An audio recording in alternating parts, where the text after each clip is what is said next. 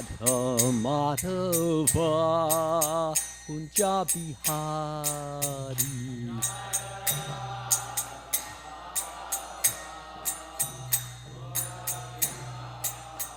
Jaya Gopi Jana Vallabha Girivaradari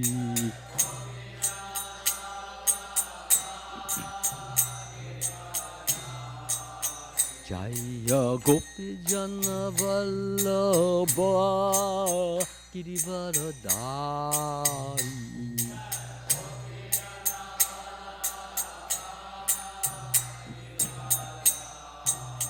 Yasoda Nandana Vajjana Ranjana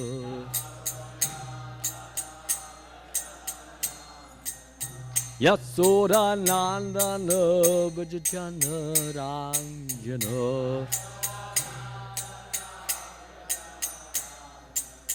Yamuna Tira Vanachari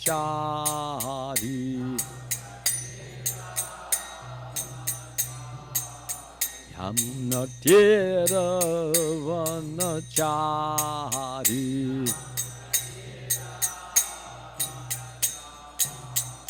Jaya Radha Madhava Kunja Bihari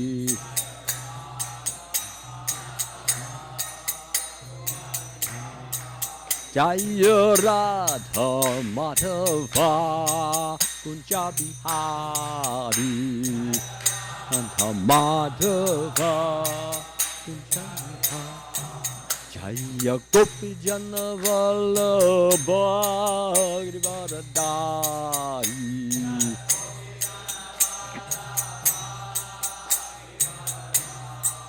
Jaya Gopi Jana Vallabha Girivaradari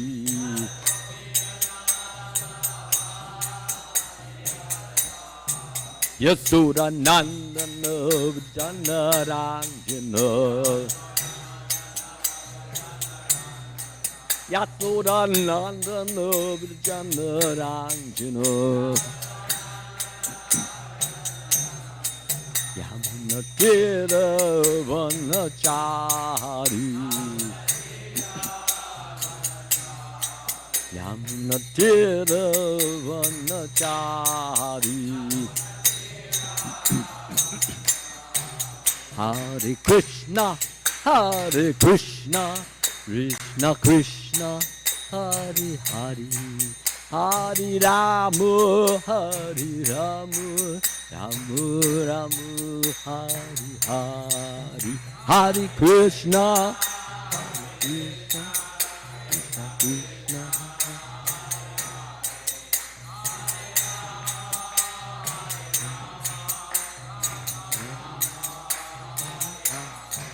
Jaya Prabhupada, Jaya Prabhupada, Jaya Prabhupada, Jaya Prabhupada.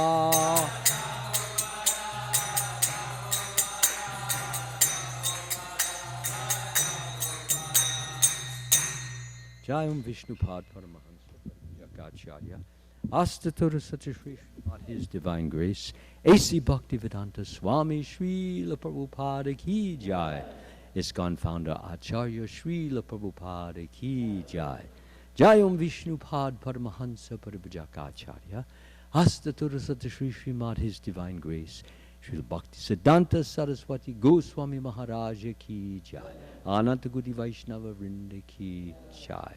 All glories to the assembled devotees. All glories to the assembled devotees. All glories to the assembled devotees. And all glories to Sri Sri Guru and Gauranga.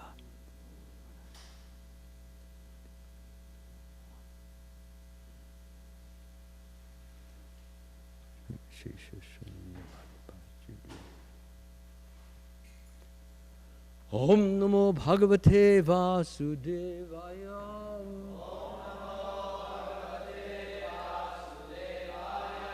Om Namo Bhagavate Vasudevaya.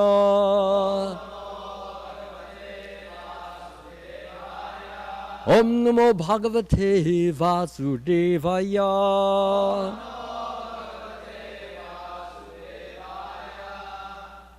So before I begin the Srimad Bhagavatam reading and talk, which will be Canto 9, Chapter 14, text number 22 and 23.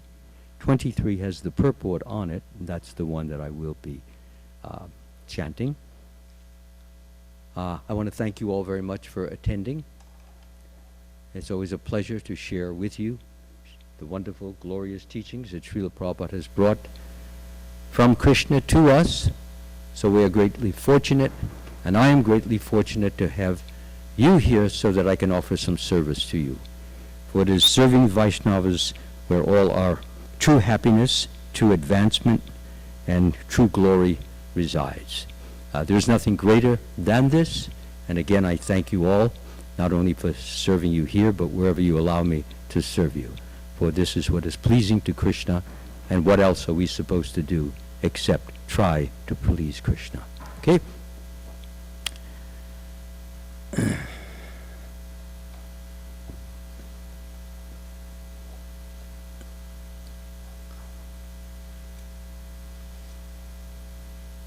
So I'll read the first translation.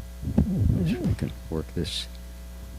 Yeah, the first translation, which is text number 22. This mic is falling down, so somebody who has a little bit of engineering skill, she's doing this. So either you need a rubber band or you need something to get it in the right position.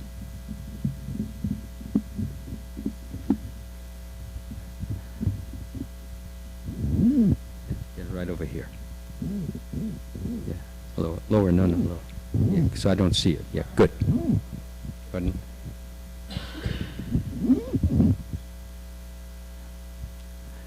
Urvashi said, "My dear hero, only preparations made in ghee, clarified butter, will be my edibles, and I shall not want to see you naked at any time, except at the time of sexual intercourse." The great-minded King Pururava accepted these proposals. So here the conditions are being spelled out for a marriage. And Urvashi has given 3 specific conditions. One of them is that he must protect her little pets, her lambs. Second of all, as it is mentioned here, that she wants to eat, it's still hanging over this way. Somebody has to come who knows something about these things. It's going to be this way, and nobody's going to hear it. Okay? So either get a rope or something.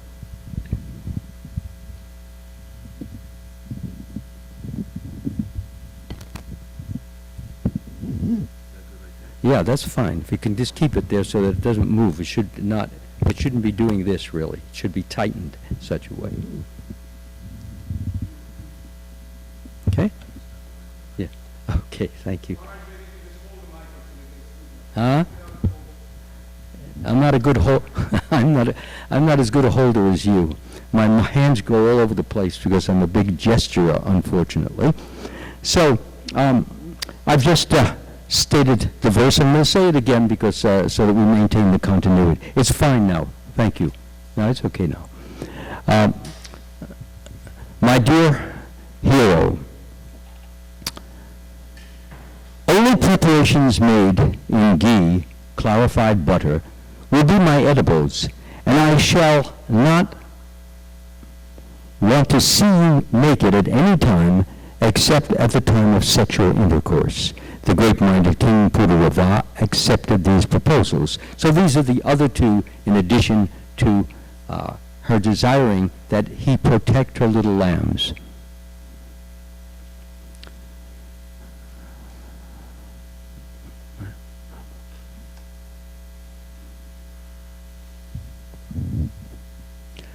Aho Rupam Aho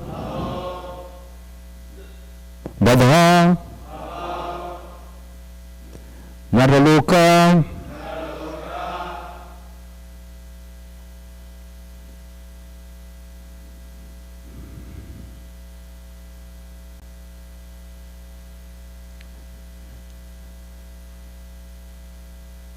Kaha Did I miss a word? Which is the word? Naru loka?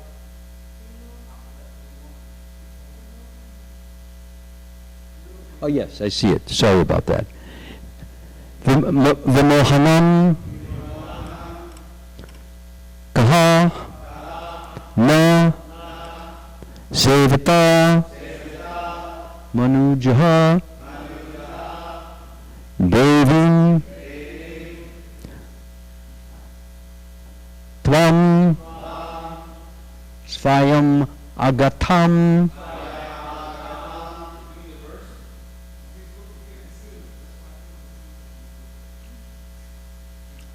The verse is coming now, Travis. Yeah.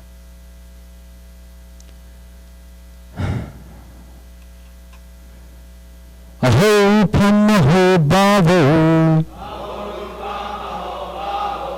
naraloka vimohanam kona sevata manujo devim tvam swayam agatam. Aho pamaho bhavo naraloka vimohanam kona sevata manujo devim tvam swayam agatam. Aho pamaho bhavo naraloka vimohanam kona sevata manujo devim tvam swayam agatam. Please chant.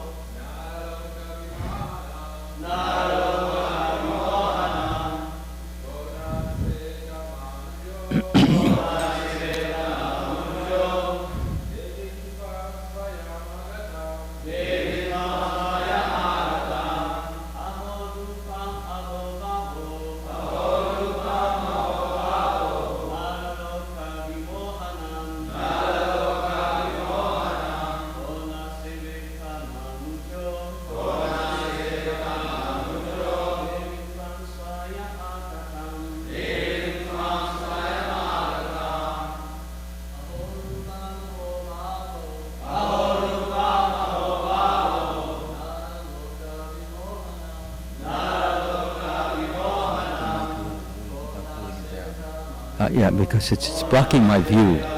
No, it's okay, Prabhu. This let it be. It's okay this way. Ladies, please.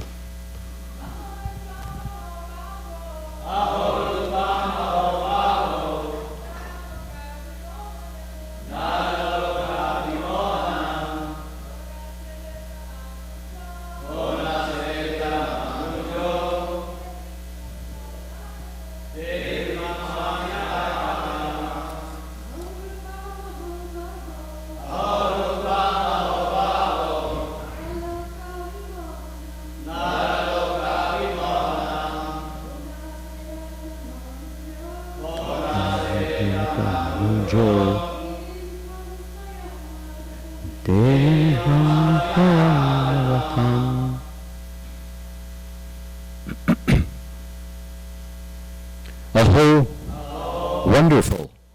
Rupam, beauty. Aho, wonderful. Bhavaha, postures. Nada loka, in human society or in the planet Earth. Vihomanam, so attractive. Kaha, who na not sevata can accept manujaha among human beings devim, a demigoddess, tvam, like you, svayam, agatam, who has personally arrived.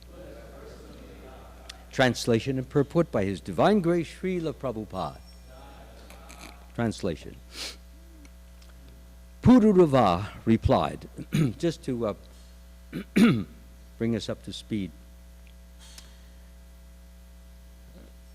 Urvashi, she happened to have been, she was cursed, okay? There are actually two curses, but the one that we have heard about is the one in which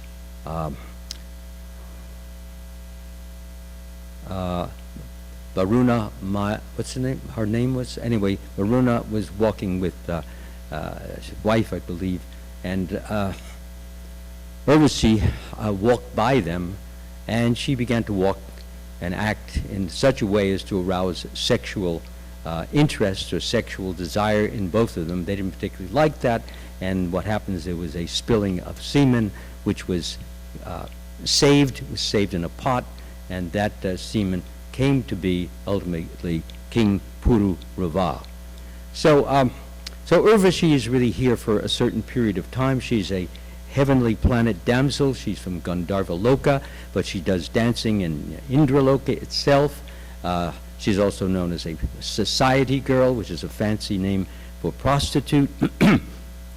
And she's very knowledgeable in all the wiles and all the seductions of the female sex.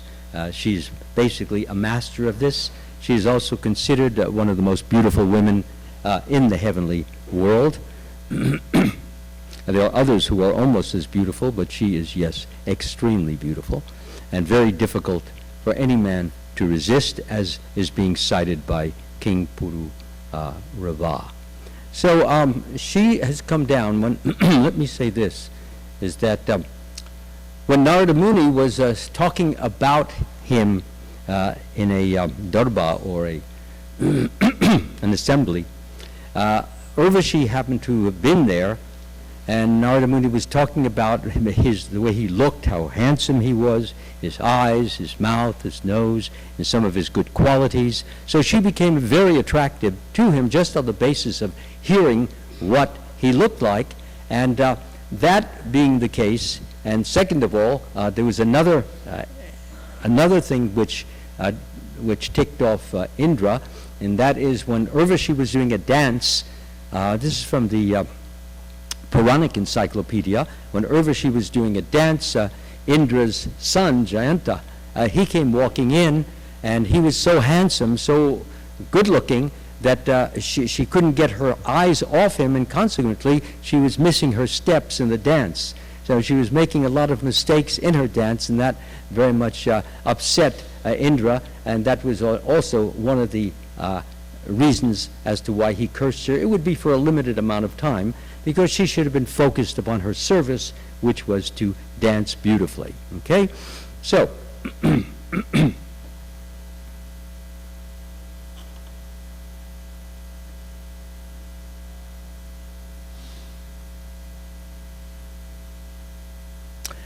Pururava replied. He's replying to her conditions for marriage. O beautiful one, your beauty is wonderful, and your gestures are also wonderful. Indeed, you are attractive to all human society. Therefore, since you have come of your own accord from the heavenly planets, who on earth would not agree to serve a demigoddess such as you? Purport. It appears from the words of Urvashi that the standard of living, eating, behavior, and speech are all different on the heavenly planets from the standards on this earth, planet Earth. The inhabitants of the heavenly planets do not eat such abominable things as meat and eggs. Everything they eat is prepared in clarified butter. Nor do they like to see either men or women naked, except at the time of sexual intercourse. To live naked or almost naked is uncivilized. But on this planet Earth, it has now become fashionable to dress half naked, and sometimes those like hippies live completely naked. Indeed, there are many clubs and societies for this purpose, nudist colonies and the like. Such conduct is not allowed, however, on the heavenly planets.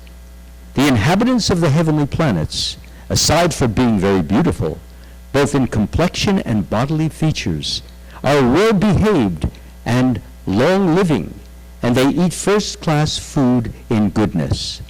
These are some of the distinctions between the inhabitants of the heavenly planets and the inhabitants of earth. Om Agyana Timidandasya Gananjana Shalakaya Chakshur Unmilitam Nena Tasmai Shri Guruve Namaha.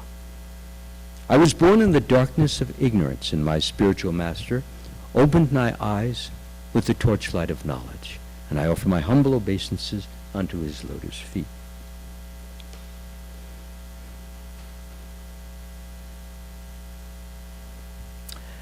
As we read on, we will see that the way King Pururava answers her further is that he says that we can really enjoy ourselves, travel around, and just have sex and sex and sex. This is his idea. As if that's the goal of life. I mean, he's a king, he has wealth, he has power, his position, and but she's so beautiful, she's so captivating, she's so alluring, she's aroused his passion so intensely that his only thought right now is the obsession of, let us just travel and enjoy like anything.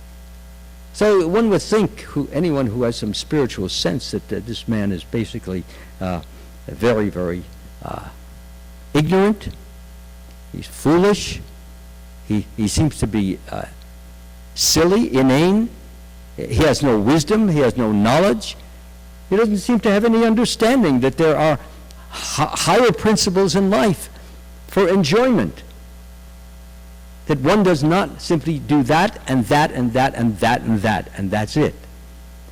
So, and she agrees. She says, yes, that's what we will do. We will travel and we will do this and we will do that and this. We will have wonderful sexual relationship. So it seems that he has no understanding and has no idea that this type of a life leads to all kinds of miseries, as we will see as the chapter goes on. And he becomes virtually one of the most miserable persons in the world as a result of this addiction that he develops for Urvashi. And it's actually a lesson to all of us. No man should ever think that he's so strong and so full of resistance and so detached and so full of discrimination and so full of love of God that even if I had sexual relationship, I would never be attached. I would never be like Pururava. So having such an idea is a very good setup to become like Pururava. Actually, Prabhupada's position was always that I can fall at any moment. And he even would say I have bad qualities which would cause that, which we know is not true, but that's his humility. So, when a person has that humility, then he becomes somewhat restrictive or controlled. He realizes that he has weaknesses, he has failings. He can, and those weaknesses and failings cause certain juices to start flowing in the body. And when they flow to a certain degree, it is very difficult to cut off the passion of sexual desire.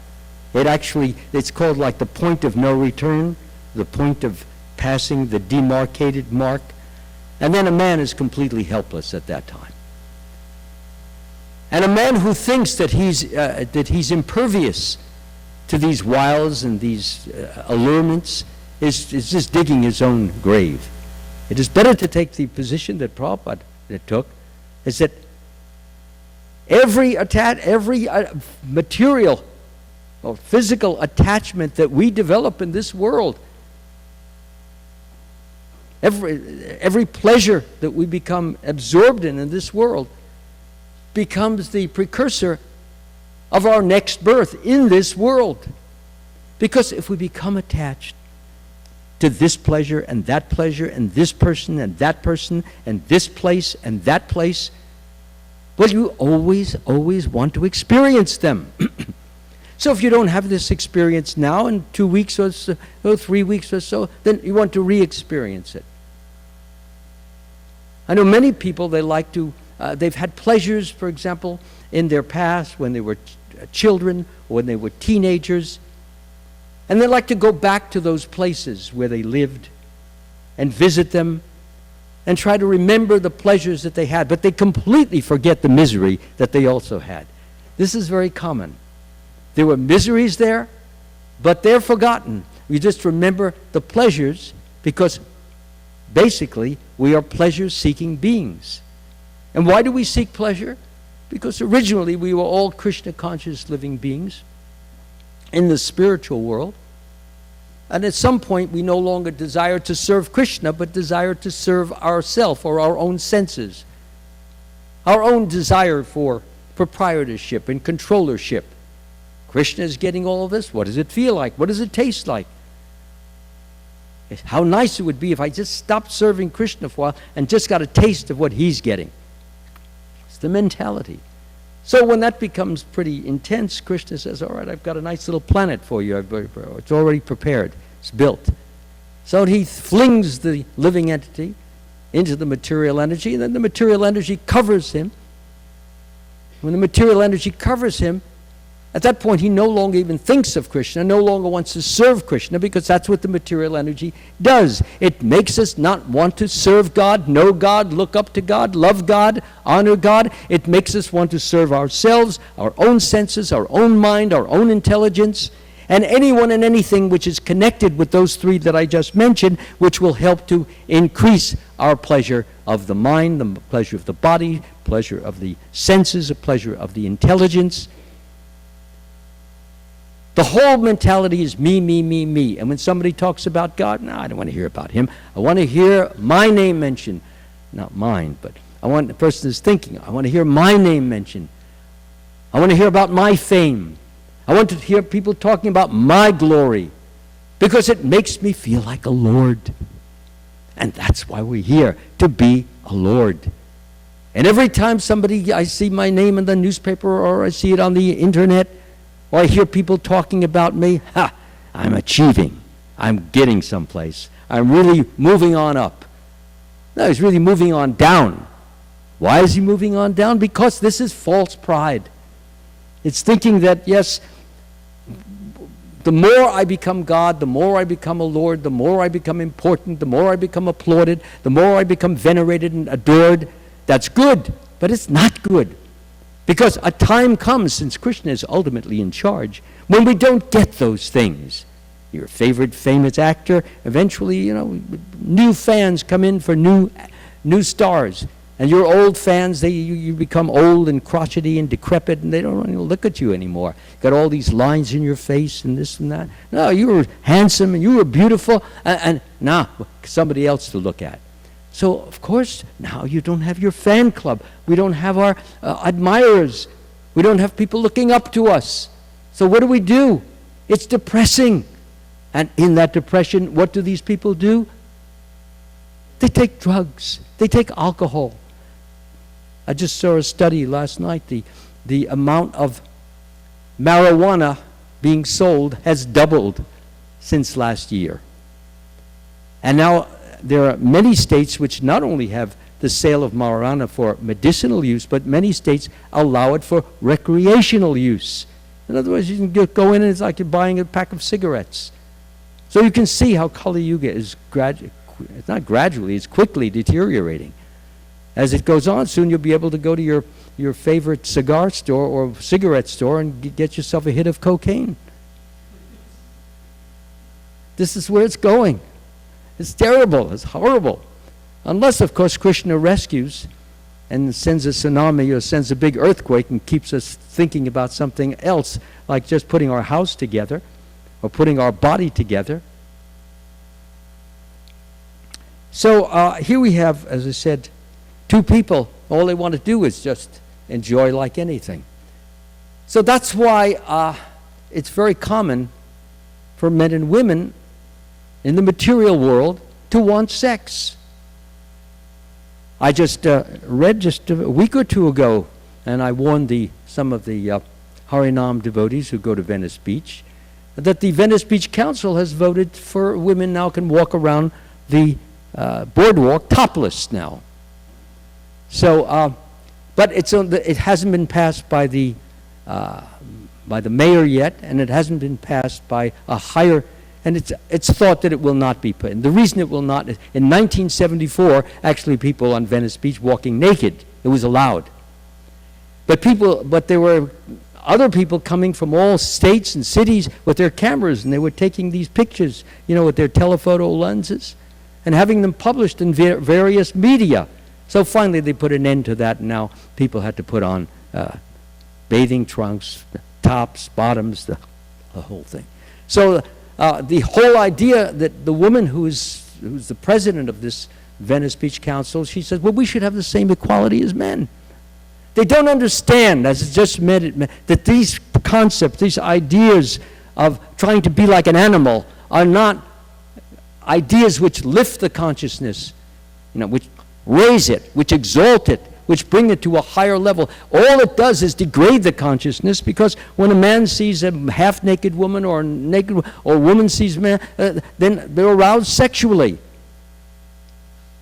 So when there's a continual bombardment of the senses and stimulation of the senses for sexual activity, then what is the result of that?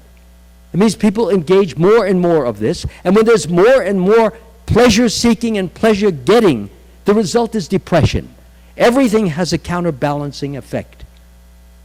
And I've talked to people who've had this addiction for sex, and they tell me, I'm always depressed, and the only way I can get rid of it is yielding to the desire. And some of these are very high-placed positions. I saw an interview on PBS, a minister, a priest, a CEO woman, and she was complaining about that she gets this, it's overwhelming, she has to go into the bars, pick up a man, and she didn't mind that so much until finally she picked up a sadist, and he just loved pounding away at female faces, and that's what he did to her.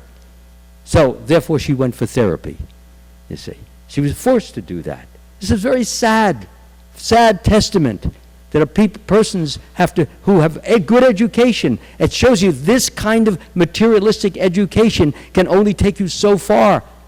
It might get you a good job, high-paying job, and may not. If we're not karmically set up, even if you have PhDs, even if you're an MD, even if you're a high-placed lawyer, you can lose your job. I just also read another interesting article.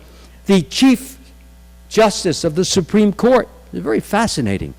He was walking near the court in Washington, coming out of the building, and he saw somebody. It was a homeless man. And he was sitting on the curb, and he looked at him, and the man looked very familiar. And he bent down, he says, "Do I know you?" Because he's not exactly the kind of person that a Chief Justice would know or associate with. So the man looked up at him, and he says, "Yes, I think we know each other." He says, "Where do we know each other from?" He says, the homeless man says, when you were going to Harvard U, I was going and I was in your class. He says, "Oh, yes, I remember you. What are you doing here?" He says, "Well, I lost the desire." He was a top-notch lawyer, this man. He had also awards for his scholastics. And there he was sitting on the street, just not even bemoaning his faith, just pretty much accepting it. Not even desiring to want to make any contribution to the society, just in a depressed, homeless condition. The point I'm trying to make is our educational system, and Srila Prabhupada harps on this again and again and again, is ineffective, it's inadequate, because it leaves out the most important aspect of what makes a truly successful person, and that is to develop spiritual qualities. And from those and with those spiritual qualities, we begin to do the things that a spiritual person should, such as what we do. We chant 16 rounds, chanting the holy name, hearing the Srimad Bhagavatam, associating with devotees, worshiping the deity, living in a holy dham, doing practical devotional service, praying to the Lord, sharing this knowledge with as many people as we can, encouraging human beings that there is more to life than just sexual pleasure. They don't know that there is a spiritual pleasure, a higher pleasure. It's like at Yamunacharya, he mentions, I don't know the exact quote, but he said, since I've been engaged in the devotional service of the Supreme Lord, since I've been engaged in that, and I've been experiencing and realizing this transcendental bliss, he said, when I think of sex, I want to spit and my lip curls up in distaste. Why? He's got something better, greater, higher, bigger, more tasty. It's like stale bread, fresh bread. You know, stale bread, it's hard. You've got to chew it 100 times before you get even a little minuscule of sweetness. But a fresh bread, you just take 2 chews and it's just, your mouth is just dribbling all sorts of saliva because it tastes so delicious. So when we become habituated to simply eating the hard, stale bread, and that's all we know, and we think that's the ultimate pleasure, that's the only pleasure people are going to be seeking. But we need to inform them, and we need to be experiencing, we need to be achieving this transcendental bliss that Yamunacharya, who was a great king, by the way, before he entered into the order, sannyas. Yes, so he was a great king. So then he is expressing his feelings. And then in the Bhagavad Gita, Srila Prabhupada and in his translation, a liberated person, if I can remember that, a liberated person, it's a nice, really beautiful verse, which, and I'll give you the essence anyway. A liberated person is always his mind is always absorbed within, in trance, in the Supreme Lord. The self-realized soul therefore understands and knows that, or experiences a greater happiness from this inner connection, inner association, inner absorption in the Supreme Lord. In other words, you can chant Hare Krishna 2 many ways, actually. But one can simply be chanting Hare Krishna, Krishna Krishna, trying to get it over with as fast as possible. And another can be addressing the Supreme Lord in his heart, as if he were actually talking to Krishna. You know, my dear Lord, talking to Radharani, please engage me in your service. He actually has that idea while he chants, Hare Krishna, Krishna, please, begging, yearning, soliciting, petitioning, supplicating, all this because he wants to feel closer, wants to feel nearer, wants to feel dearer to Krishna. He wants this, and when Krishna gives him a taste of that, injects or charges the soul with a surfeit of spiritual bliss, and the person feels that bliss that Yamunacharya was talking about, or that verse in the Bhagavad Gita, when a person actually is associating with Krishna from within, then he feels so uplifted, so strong. He feels connection with everyone, because when we connect consciously with Krishna, we can't help but connecting with everyone. Because Krishna is like the sunshine, and the rays of the sunshine are all of us living entities. So when we connect with the source, we connect automatically with the rays which emanate from the sun. So we feel love, even though a person may have many bad qualities. Sometimes people ask us this, how can you like this person? He has so many bad qualities. Because you're not seeing him in terms of the bad qualities. The humble sage, by virtue of true knowledge, sees with equal vision a learned and gentle Brahmin. a cow, an elephant, a dog, and a dog eater. He sees the Supreme Lord and he sees the soul. And when he sees that, that is most important, because it is through the super soul that he's experiencing all this transcendental happiness and fulfillment and satisfaction.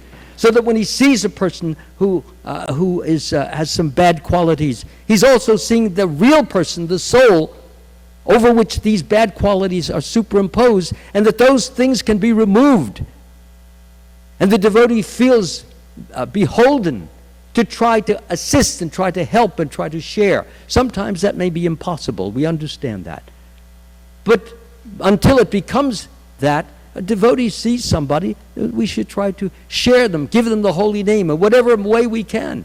Let them touch the book, let them look at the book. Or some of these telemarketers, they call and they say, we have this wonderful product that you haven't even heard of. It's just been invented. And so some devotees, I know, they will say, well, wait a minute, I've got a product that you've never heard of. And what? Yeah, here it is. I'm going to give you 3 magic words. Now remember them, because you're going to make millions of sales today. Just maybe. Just by chanting them. Hare Krishna, Krishna Krishna, Hare Hare. Let's start with Hare. Come on, let me hear. Hare Krishna. Rama. You got it. You've got it made. Nice talking to you. Click. Have a good day. And he will. So sometimes you don't let them get the best. You try not to let them get the best of you. You actually try to give them something useful, beneficial, and helpful. So that's the main point. We need to inform, we need to educate persons that there is a higher form of pleasure. And that there is another kind of pleasure, which is on opposite sides. The embodied soul may be restricted from sense enjoyment, though the taste for sense objects remains.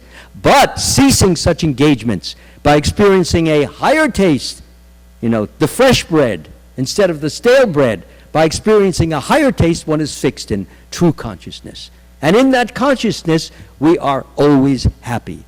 And the happiness can go higher, it can go a little lower, but the happiness remains, because that is the love, the grace, the kindness, the sweetness, the goodness of Krishna, appreciating his devotees. I envy no one, I envy no one, I'm partial to anyone, I'm equal to all, but whoever renders service unto me in devotion is a friend, is in me, and I am a friend to him. What is that friendship? The friendship is Krishna is appreciating what we have offered to him, what we've given to him selflessly, without expectation of any return, that he's going to give me anything back. The very fact that I can serve him, that's the back. Service is a virtue, and service is a result. The result of service is you get the grace of Krishna, and the grace of Krishna is pure, true, undiluted, unalloyed happiness. And when we have that, we have everything.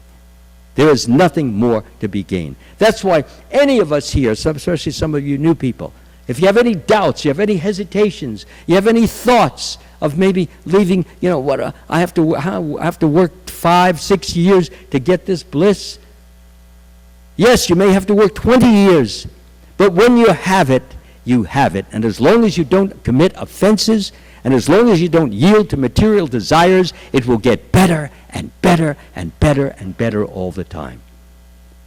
Isn't that better to wait 20 years than instead go out into the corner bar and drink some alcohol, feel a quick pleasure, and then no pleasure, then depression, then more alcohol, more cocaine, more so-called ecstasy, more of this, more of that, and then what you have to go for therapy, or you either want to shoot yourself, you become so depressed. The result of the education results in either suicide or homicide. Boys, young men going into high schools nowadays and shooting people up because they feel so worthless. Our business is to give them real worth. And real worth comes from associating with Krishna and his pure devotees. So thank you very much. All glories to Srila Prabhupada Ki Jai.